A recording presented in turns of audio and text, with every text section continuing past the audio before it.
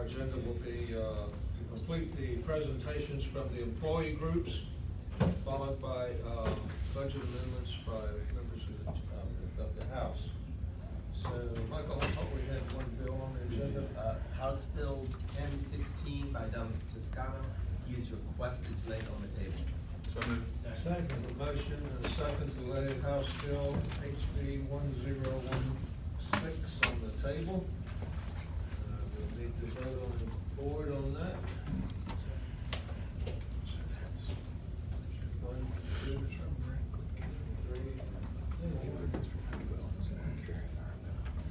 Yes, the motion passes 5-0 to take it lay on the table. House Bill 1016.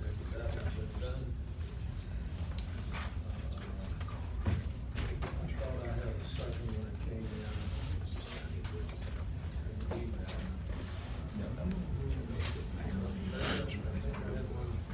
Somebody else.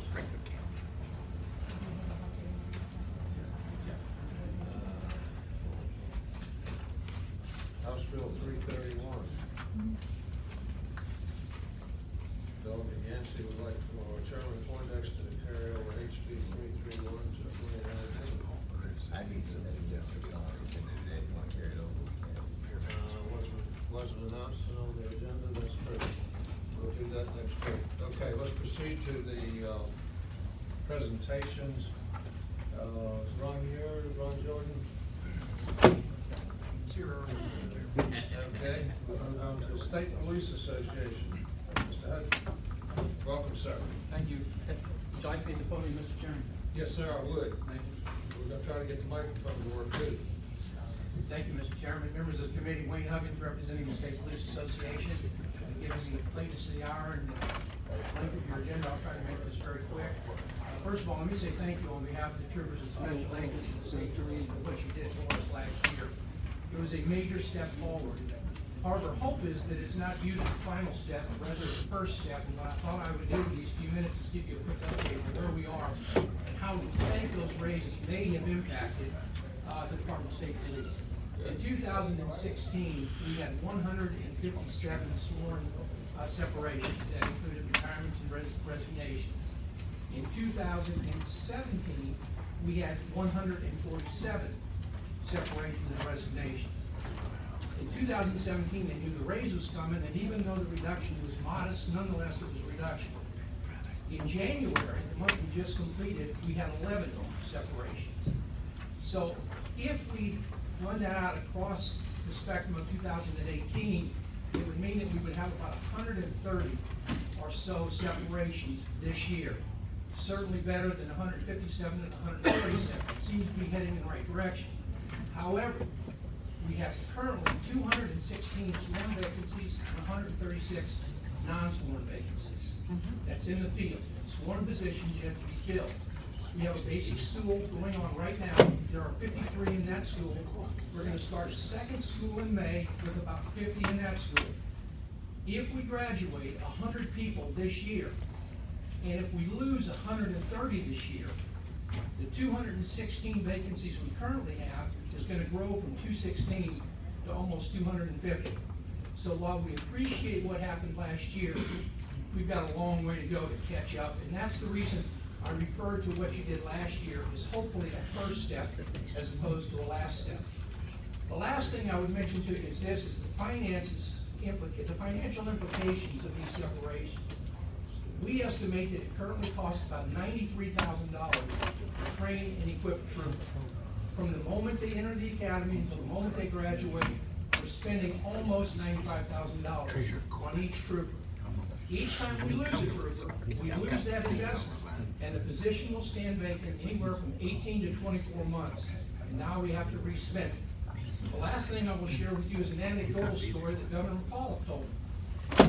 As you know, we had a tragic incident in Charlottesville last summer where we lost 2 troopers in a helicopter crash. At the funerals a few days later, we had about 2,000 police officers from all over the country, including troopers from about 30 states. Governor and Mrs. McAuliffe stayed for the luncheon that we hosted afterwards, and sitting at the table with them was a trooper from Pennsylvania and another trooper from Texas. Both of those troopers had been Virginia State troopers. but chose to leave us and go there. He asked the Texas trooper, why did you leave Virginia? He said, I've been here 12 years, I was making about $55,000 a year. I went to Texas, they started me at $90,000 a year. The Pennsylvania trooper had a similar story. So I would end where I began. We appreciate what you did last year, but we consider it a first step and not a last step, and hope you do it the same way. Thank you very much. Yes, sir. Members of the committee have any questions? I have one. Docket, Christian?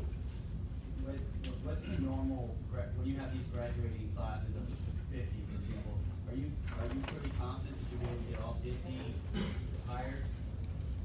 They are hired. They're all hired, okay, so. When they're in the school, they're hired, and they're waiting to finish the school in May, they're assigned to the field. Wait. How about 2019? Are your classes arranged for the next two classes? The one that's going now, we have one that will start in May, we have one that will start in October that will graduate in 2019, and we have one tentatively scheduled to start in March of 2019. Have you given any consideration to starting two in 2019? Or is that The issue we're running into is recruitment. Okay. Finding sufficient bodies. If we can find the body, what we would like to have is 100 in each of these classes. That's what we can handle. It's a large class, but that's what we can handle. The current class, we could have 100 in it. We've got 53 right now. Okay, very good. Thank you, sir. Thank you. Junior Education Association?